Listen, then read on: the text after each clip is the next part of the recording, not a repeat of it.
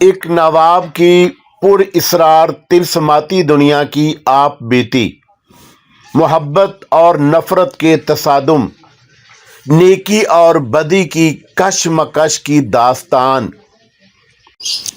السلام علیکم دوستو، پیش خدمت ہے ایک نواب کی پر اسرار تلسمی دنیا کی آپ بیتی، ایپیسوڈ نمبر 19۔ آہستہ آہستہ میرے ہوش و حواس بحال ہوئے۔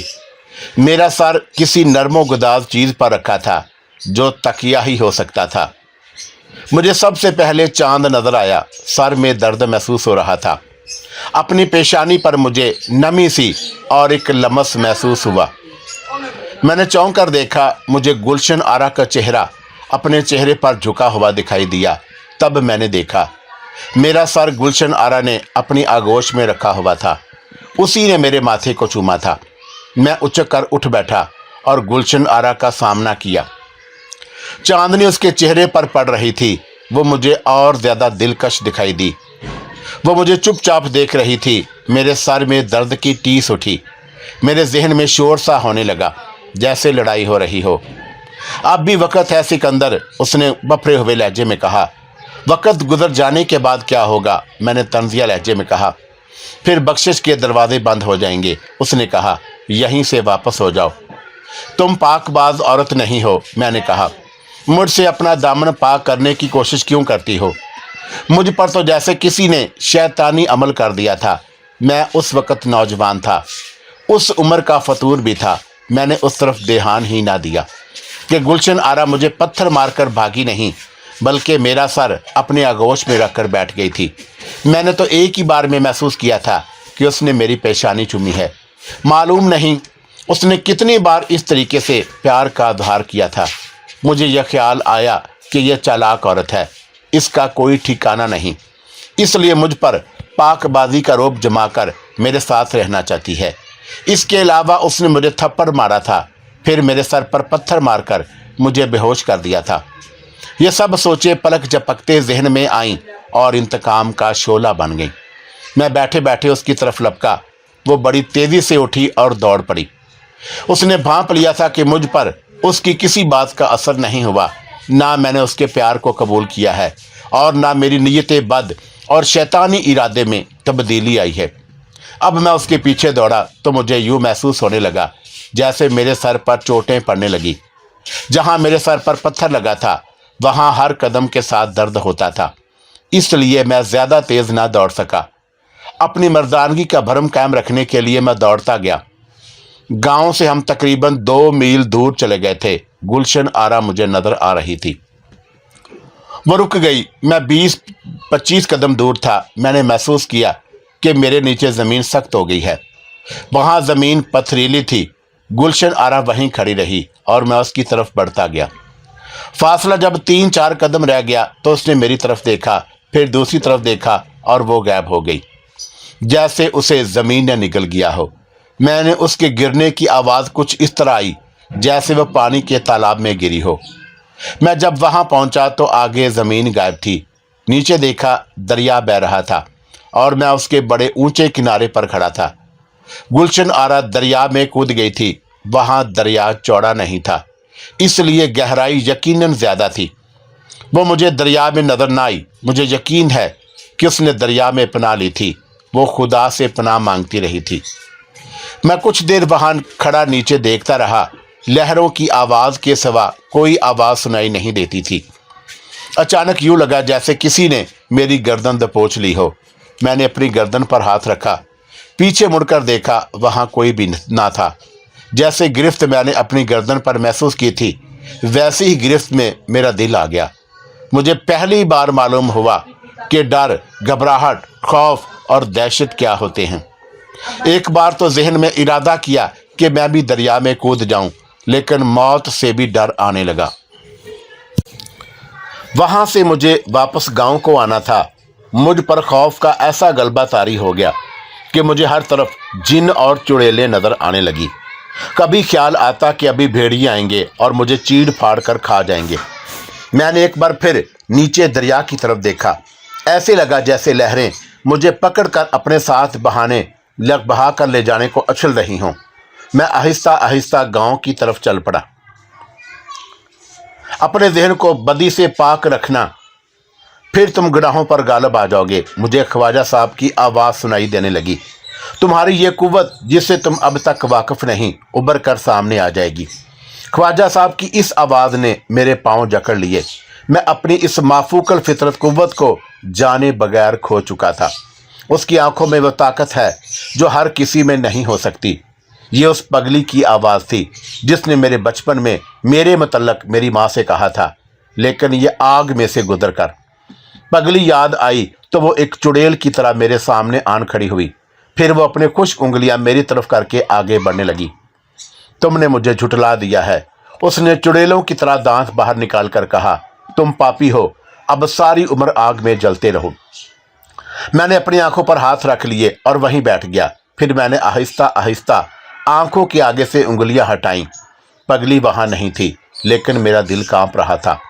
मैं उठा और दरिया की तरफ देखकर गुलशन गुलशन पुकारने लगा, जैसे छोटा सा बच्चा अपनी माँ को पुकार रहा हो। गुनाह के सिर्फ इरादे ने मुझे ख़त्म कर दिया था। मैं किसी भी सूरत हाल में नहीं डरा था।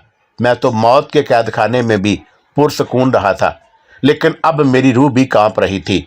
मैं आहिस्ता आहिस्ता गांव की तरफ चल पड़ा। ये ख्याल मुझे डसने लगा कि मैंने गुलशन को दरिया में फेंक कर मार दिया है। मेरे कदम इतने बोझल हो गए थे कि उठते ही नहीं थे। अचानक कोई चीज़ फड़फड़ाती हुई मेरे ऊपर से गुजर गई। ये तो मैं आज कहता हूँ कि वो चमगादड़ था, लेकिन उस वक़्त मैं उसे भी कोई शर्शरार जैसी चीज़ समझा और मैं दौड़ पड़ा।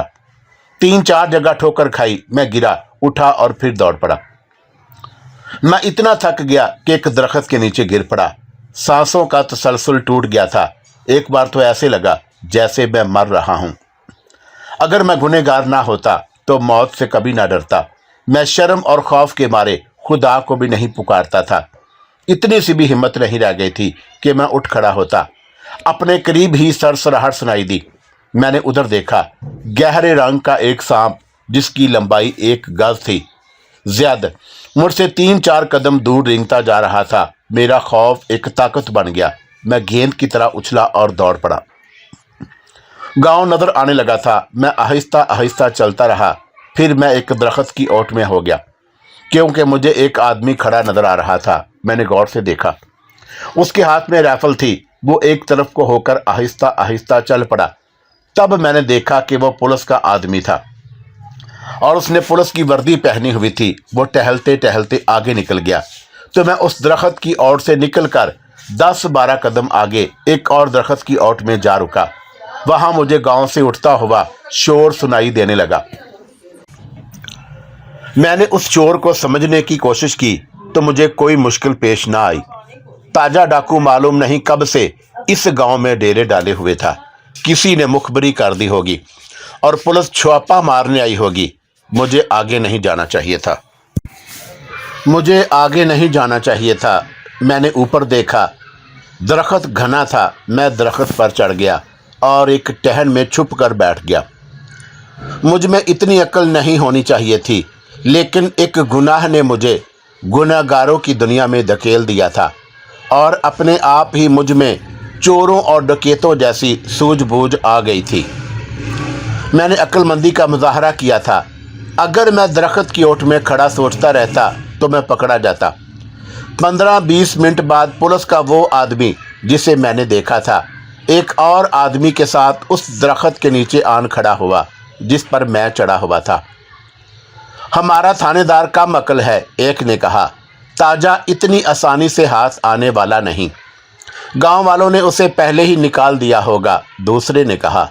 नंबरदार भी उससे मिला हुआ है। गांव वाले बेचारे दोनों तरफ से डरते हैं। सुना है कि वो एक औरत और बड़े खूबसूरत लड़के को कहीं से लाया है। यही तो मुखबर ने रिपोर्ट दी है, लेकिन मिलेगा कुछ नहीं। ताजा बादशाह है यार, तुम उसके पास चले जाओ, तुम्हारी जेब भर देगा। दोनों वहां खड़े ताजे के मुतल्लक बातें करते रहे। मुझे ये इत्मीनान हुआ कि मैं और गुलशन वहां नहीं थे। ताजा तो पहले ही अपने आदमियों के साथ वहां से निकल गया था। अगर उसे मालूम होता कि यह छापा पड़ेगा तो वह मुझे और गुलशन को भी अपने साथ ले जाता। गांव से किसी ने उन दोनों सिपाहियों को पुकारा और वो दोनों दौड़े गए। मैं दरख्त पर ही बैठा रहा। आधे पौने घंटे के बाद गांव में से पुलिस वाले निकले और उसी दरख्त के नीचे से गुजरे। घोड़े पर जो सवार थे वो थानेदार होगा, बाकी 8-10 पुलिस के सिपाही थे। गांव वालों की बदमाशी है, उनमें से कोई कह रहा था जो मकान खाली था। किसी और ने कहा शायद ताजा उसमें रहता था। वो बातें करते और गालियां बकते दूर निकल गए और मैं सोचने लगा कि मुझे क्या करना चाहिए। ताजे ने जाते हुए कहा था कि उसने मेरी और गुलशन की हिफाजत का बंदोबस्त कर लिया है। बंदोबस्त यही हो सकता था कि उसने गांव वालों को अपने साथ मिला रखा था। मेरे लिए यही एक सूरत थी कि मैं गांव में चला जाता। मैं और तो कहीं जा भी नहीं सकता था। मैंने खतरा मोल लिया और दरख्त से उतरा। मैं पहले ही की तरह खौफजदा था, लेकिन पुलिस को देखकर मुझ में ज़रा सी दिलेरी आ गई और मैं गांव के करीब जा पहुंचा। मैं डरते डरते गांव में दाखिल हुआ। ठहर जा ज़रा, मुझे आवाज़ सुनाई दी। मैं खौफ से सुन हो गया और मैं वहीं रुक गया। ये पुलिस का कोई आदमी हो सकता था जिसे थानेदार पीछे छोड़ गया होगा। मैं डर के मारे पीछे देखता भी नहीं था। एक आदमी मेरे पास आकर रुका। वो पुलिस का आदमी मालूम नहीं होता था। ताजे के साथ तुम ही थे ना? उसने पूछा। हाँ, मेरे मुंह से बेइख्तियार निकल गया। उसने इधर उधर देखकर राजदारी के लहजे में पूछा, कोई औरत भी थी? मैं इस सवाल के लिए तैयार नहीं था, लेकिन मेरे दिमाग ने अपने आप ही बदमाशी की बातें सोचनी शुरू कर दी थी। ताजा उसे साथ ले गया है, मैंने जवाब दिया। क्या तुझे पता चल गया था कि पुलिस आ रही है? उसने पूछा। हाँ, मैंने जवाब दिया। मैंने खिड़की में से आवाज़ें सुनी थी और मैं खिड़की में से ही कूद कर बाहर निकल गया था। ये तूने अच्छा किया, उसने कहा। हमारी इज्जत रह गई है, वरना ताजे के सामने हम शर्मसार होते। आ मेरे साथ। मैं उसके पीछे पीछे चल पड़ा और खौफ ने एक बार फिर मेरे दिल को जकड़ लिया। ये धोखा भी हो सकता था, लेकिन मैं अब कुछ भी नहीं कर सकता था। मैंने उससे पूछा कि वो मुझे कहाँ ले जा रहा है। उसने बताया कि उसे नंबरदार ने कहा था कि वो इधर उधर देखे, एक लड़का और एक औरत कहीं मिल जाएं तो उन्हें उसके पास पहुंचा दे। एक सिख एक मकान के बाहर खड़ा था। मुझे बताया गया कि वही नंबरदार है। उसने भी मुझसे वही कुछ पूछा जो मुझे उसके पास ले जाने वाले पहले ही पूछ चुका था।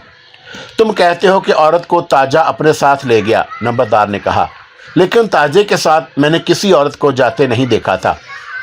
तुम्हें गलतफहमी हुई है, मैंने कहा। वो जा चुकी है। चलो, जा ही चुकी होगी, नंबरदार ने कहा। हमारा फ़र्ज अदा हो गया है, वरना ताजे को हम मुंह दिखाने के काबिल ना रहते। तुम मेरे घर चलो।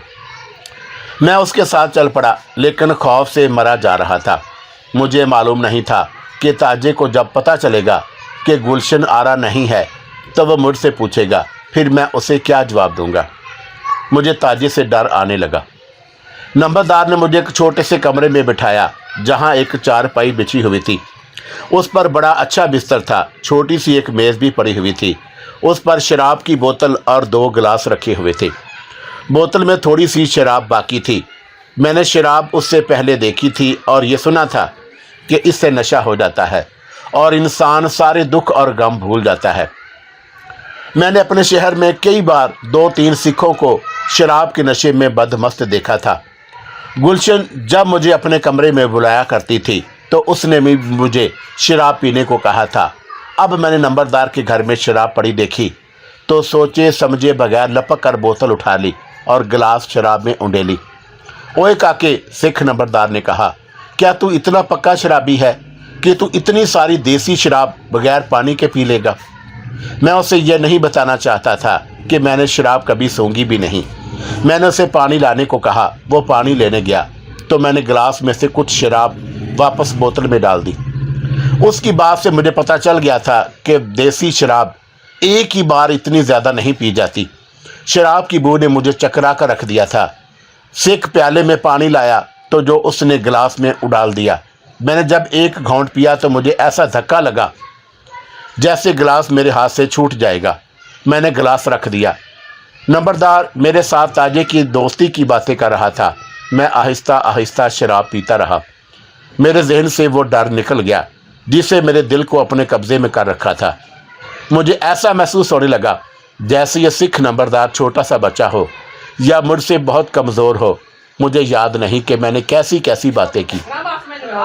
इतना याद है कि सिख मेरी बातें सुनकर हंसता रहा।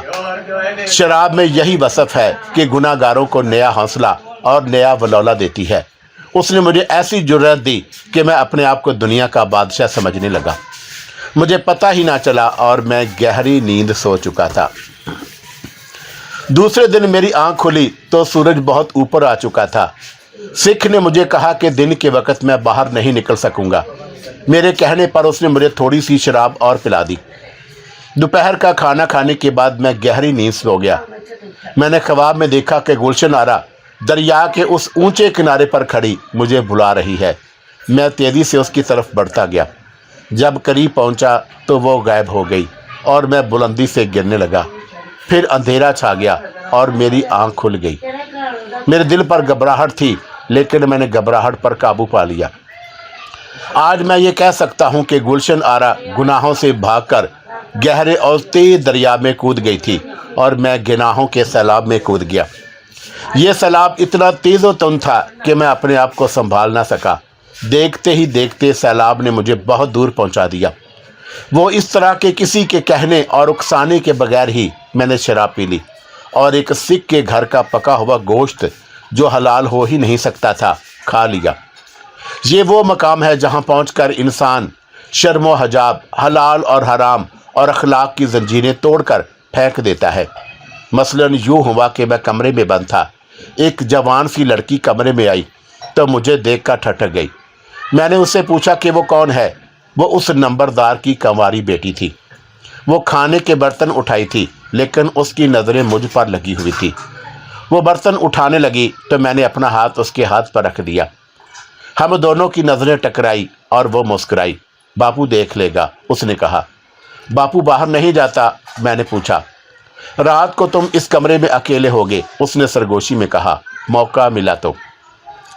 सहन में उसके बाप की खांसी की आवाज़ आई तो वो तेज़ी से निकल गई। रात को उसकी बजाय नंबरदार एक आदमी को साथ लिए मेरे कमरे में आया। मैं उसे जानता था। वो एक और आदमी के साथ उस मकान में रहता था जहां मैं और गुलशन रह चुके थे। जा काका, सिख नंबरदार ने कहा, फीका तुझे लेने आ गया है। वो कहाँ गई? फीके ने मुझसे गुलशन आरा के बारे में पूछा। मैं नंबरदार को बता चुका था कि उसे ताजा अपने साथ ले गया है। अब मैं कोई और झूठ नहीं बोल सकता था। मैंने फीके को आंख का इशारा किया और कहा कि वो उसके साथ उस्ताद के साथ चली गई थी। वो मेरा इशारा समझ गया और खामोश रहा। फीका घोड़े पर आया और मेरे लिए भी घोड़ा लाया था। हम चल पड़े। रास्ते में फीके ने मुझसे गुलशन आरा के मुतल्लिक पूछा कि वो कहाँ है। रात को जब पुलिस आई उस वक़्त मैं और गुलशन जाग रहे थे। मैंने झूठ बोला। मैं समझ गया कि ये पुलिस है। मैं गुलशन आरा को साथ लेकर खिड़की के बाहर को कूद गया और हम दोनों गांव से बहुत दूर चले गए। मैं उसे दूर बिठाकर खुद गांव के करीब आ गया। जब पुलिस चली गई तो मैंने गुलशन आरा को साथ लाने के लिए गया, लेकिन वो वहाँ नहीं थी। अभी बहुत छोटे हो सिकंदर, फीके ने हंसकर कहा। झूठ बोलने के लिए अक्ल चाहिए। पुलिस का जब छापा पड़ता है तो पुलिस सबसे पहले गांव को घेरे में लेती है। ये तो छोटा सा गांव है। पुलिस के घेरे में एक चूहा भी बचकर नहीं निकल सकता। क्या तुम मुझे बता सकते हो कि तुम्हें किस तरह पता चला था कि ये पुलिस की आवाज़ है? पुलिस खामोशी से आया करती है। कहीं ऐसा तो नहीं कि पुलिस उसे पकड़ कर ले गई हो? नहीं, मैंने कहा।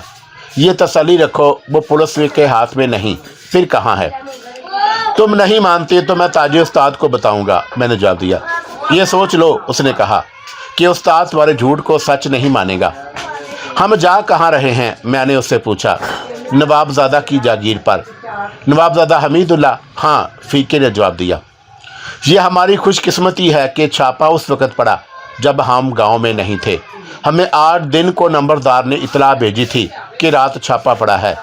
हमें तुम्हारा और गुलशन आरा का गम लग गया। हम नवाबजादा हमीदुल्ला की जागीर पर सुबह होने से पहले पहुंच गए। ताजा कहीं सोया हुआ था। फीका मुझे अपने साथ ले गया और मैं भी सो गया। सुबह ताजा मेरे पास आया और उसे देखते ही मैं उठ खड़ा हुआ और आगे बढ़कर उसके बगलगीर हो गया। ताजे, मैंने उसे कहा, आज से मैं तुझे उस्ताद ताजा कहा करूँगा। मुझे अपनी शागिर्दी में ले लो, अगर चाहो तो आजमा लो। अच्छी तरह सोच लिया है तुमने? ताजे ने पूछा। हाँ उस्ताद, मैंने जवाब दिया। मेरा और कोई ठिकाना नहीं, अब तुम्हें अपना उस्ताद ही नहीं अपना बाप भी बना लूँगा। गुलशन आरा को कहाँ छोड़ आए हो? ताजे ने पूछा। दरिया में डूब मरी है, मैंने जवाब दिया। वो कैसे? मैंने लफ्ज़ ब लफ्ज़ उसे सुना दिया कि वो कैसे डूबी है। चलो जान छूटी, ताजे ने सुकून का सांस लेकर कहा। अगर वो मान जाती तो मैं उसे अपने पेशे में बड़े अच्छे तरीके से इस्तेमाल कर सकता था, लेकिन मैंने ये भी देख लिया था कि हमारे साथ साबित कदम नहीं रह सकेगी। अगर तुमने मुझे अपना उस्ताद और अपना बाप मान लिया है तो एक बात बड़े गौर से सुन लो, ये हमारे पेशे की बुनियाद है। वो ये कि तुम अगर खूबसूरत औरत को देखकर इस तरह बेकाबू हो गए तो कामयाब नहीं हो सकोगे। फिर तुमने जिस तरह नंबरदार के यहाँ शराब पी थी, ये बड़ा गलत तरीका है। देख बच्चे, कहते हैं कि खुदा ने शैतान को पैदा किया था। मैं तुम्हें बताता हूँ कि शैतान ने अपने से ज़्यादा ख़तरनाक दो चीज़ें पैदा की हैं। एक है शराब और दूसरी है गुलशन जैसी औरत। ना उस्ताद, मैंने कहा, मेरी माँ भी औरत थी, तुम्हारी माँ भी औरत थी। मैं ये तो कभी नहीं मानूंगा कि वो भी शैतान की पैदावार थी। तुम ठीक कहते हो, ताजे ने कहा। मैं जो तुम्हें समझाना चाहता हूँ वो ज़रा बेहतर तरीके से समझाने की कोशिश करता हूँ। औरत खुदा की बहुत खूबसूरत मखलूक है, लेकिन उसमें शराब जैसा ख़तरा है। तुम इस खतरे का तजर्बा कर चुके हो। गुलशन आरा ने शैतान से निजात हासिल कर ली थी, लेकिन तुमने उस शैतान को अपने ऊपर सवार कर लिया। खूबसूरत औरत इस तरह तन्हा मिल जाए जिस तरह गुलशन आरा तुम्हें मिल गई थी तो शैतान अपना काम कर जाता है। वो मर्द की अकल को बेकार कर देता है। उस औरत ने तुम्हें अपना बेटा बना लिया था। वो तुमसे 12-13 साल बड़ी भी थी, लेकिन तुमने अपने आप शैतान के सुपुर्द कर दिया। और जब तुम्हारे सामने शराब आई तो तुमने लपक कर उसे उठाया और हलक में उंडेल लिया। मैं कहना ये चाहता हूँ कि औरत और शराब में दिलचस्पी ख़त्म कर दो। क्या डाकू और राहज़न इतने मोमन होते हैं कि वो औरत और शराब से परहेज़ करते हैं? वो इन दोनों चीज़ों को अपने जहन पर सवार नहीं करते, ताजे ने कहा। डाकू और राहज़न तो कुछ भी नहीं होते। ये तो जब भी पकड़े जाते हैं औरत और शराब के फंदे में आकर पकड़े जाते हैं। इन दोनों चीज़ों ने बादशाहियों को तबाह किया है। इन्हें अपने ऊपर गालिब नहीं करना, बल्कि इन पर अपने आप को गालिब करना है। ये हमारे असूल के ख़िलाफ़ है कि अकेली औरत हाथ चढ़ जाए तो उसे ख़राब किया जाए। तुमने देखा है कि गुलशन जैसी दिलकश औरत में मैंने या मेरे आदमियों ने ज़रा भी दिलचस्पी नहीं ली। उस घर को नहीं लूटना जिसमें हलाल की कमाई हो। हम लुटेरे हैं, लेकिन हमारे भी कुछ असूल हैं। ताजा मुझे इस तरह की और भी हदायत देता रहा। मैंने उससे पूछा कि उसने मुझ में ऐसी कौन सी खूबी देखी थी कि मेरे पीछे ही पड़ गया था कि मैं उसके ग्रोह में शामिल हो जाऊं। मैंने तुम्हें कोई खूबी ज़रूर देखी है, ताजे ने कहा। अलग एक खूबी मैं तुम्हें बता देता हूँ, तुम उसे बड़ी अच्छी तरह इस्तेमाल कर सकते हो। तुम बहुत खूबसूरत लड़के हो और तुम्हारा रंग रूप बड़ा दिलकश है। किसी वक्त मैं तुम्हें औरतों का लिबास पहनाकर एक जाल के तौर पर इस्तेमाल करूँगा। मैं ये तरीका गुलशन पर आजमाना चाहता था, लेकिन वो ना मानी। हाँ उस्ताद, मैंने कहा, मैं ये काम कर दूँगा, लेकिन मुझसे मर्दों वाला काम भी लेना। मैंने हमीदुल्लाह की जागीर देखी। बहुत दूर दूर तक उसकी खेतियाँ थीं। फलों का बड़ा वसी बाग था। 3-4 रहट चल रहे थे और उसने छोटा सा एक महल बना रखा था। कुछ मकान मामूली सी किस्म के अलग अलग बने हुए थे।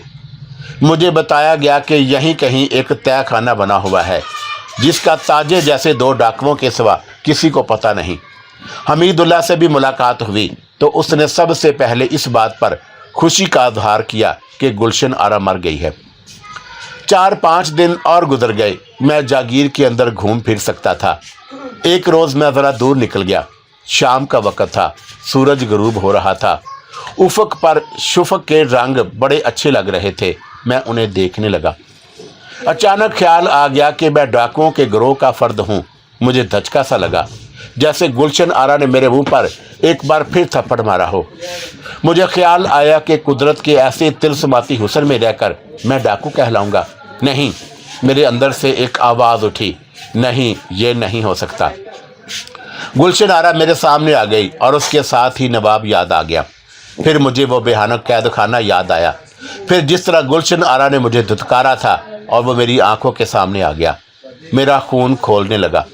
اس وقت تو میری جذباتی کیفیت اور زیادہ بگڑ گئی جب یہ یاد آیا کہ میں جب بے ہوش تھا اس وقت گلشن آرا نے میرا سر اپنی آغوش میں رکھا ہوا تھا۔ تلخیاں، غصہ اور نہ جانے کیسے کیسے زہر میرے ذہن میں ابلنے لگے تھے۔ پھر میرا دماغ پھر گیا۔ آج جب میں عمر کے آخری حصے میں پہنچا ہوں، اپنی اس وقت کی کیفیت کو یاد کرتا ہوں تو سوچتا ہوں کہ میں بزدل اور ڈرپوک بن گیا تھا اور اسی بزدلی اور خوف زدگی کو چھپانے کے لیے ڈاکو بنا تھا۔ میں نے اس شام شفق کو دیکھتے ہوئے اپنے آپ کو یقین دلایا کہ میں بہت دلیر آدمی ہوں اور مجھے ڈاکو ہی بننا چاہیے۔ استاد، میں نے اس رات تاجے سے کہا، ڈکیتی کی اگلی واردات میں مجھے اپنے ساتھ لے کر چلنا۔ نہیں پٹھے، تاجے نے کہا، ابھی نہیں، میں تمہارے لیے آسان جگہ دیکھوں گا۔